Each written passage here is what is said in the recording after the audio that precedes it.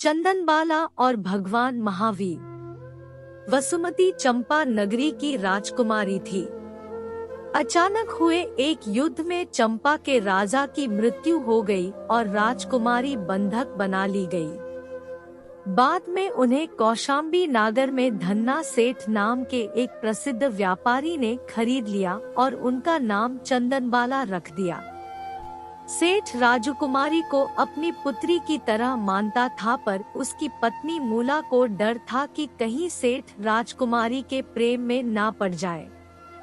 एक बार जब सेठ व्यापार के सिलसिले में किसी दूसरे नगर गया हुआ था, तब मूला ने राजकुमारी का सिर मुंडवा कर बेड़ियों से बंधवा दिया। 3 दिनों तक राजकुमारी को भूखा प्यासा रखा गया और अंत में उन्हें भुने हुए चने खाने को दिए गए।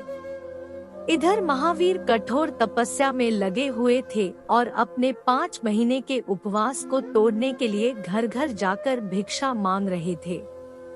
अब तक उनकी कीर्ति दूर दूर तक फैल गई थी और हर कोई इस तपस्वी को अच्छा से अच्छा भोजन कराने के लिए आतुर था, पर महावीर परिस्थिति और भोजन देखने के बाद आगे बढ़ जाते और कहीं भी अन्न ग्रहण ना करते। लोगों के लिए महावीर का यह व्यवहार समझ से परे था। वे ये नहीं जानते थे कि कुछ खास परिस्थितियां पूर्ण होने पर ही वे अपना उपवास तोड़ते हैं, फिर चाहे ऐसा होने में महीनों ही क्यों न लग जाए। महावीर मानते थे कि यदि प्रकृति उन्हें जीवित रखना चाहती है तो वह उनका प्रण जरूर पूरा करेगी। माना जाता है कि भगवान महावीर ने अपनी 12 साल की तपस्या में सिर्फ 349 बार ही भोजन ग्रहण किया था।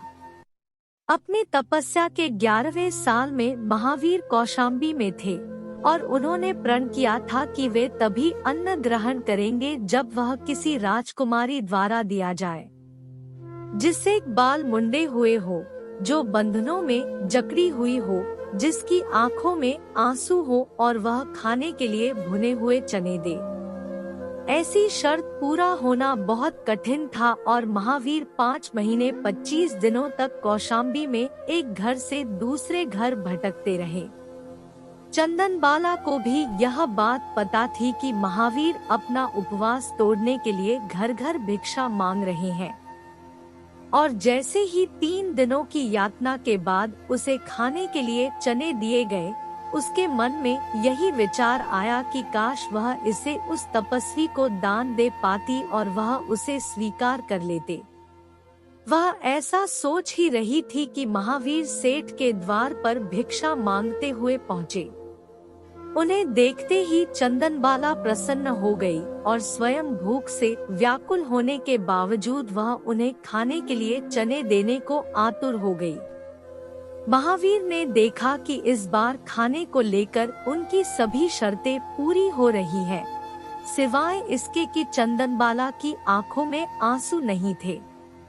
महावीर इस बार भी वह अन्न ग्रहण किए बिना वापस जाने लगे। यह देख चंदनबाला को बहुत दुख हुआ और वह रोने लगी। जब महावीर ने पलटकर उसे देखा तब वह वापस उसके पास गए और चने खाकर अपना प्रसिद्ध व्रत तोड़ा।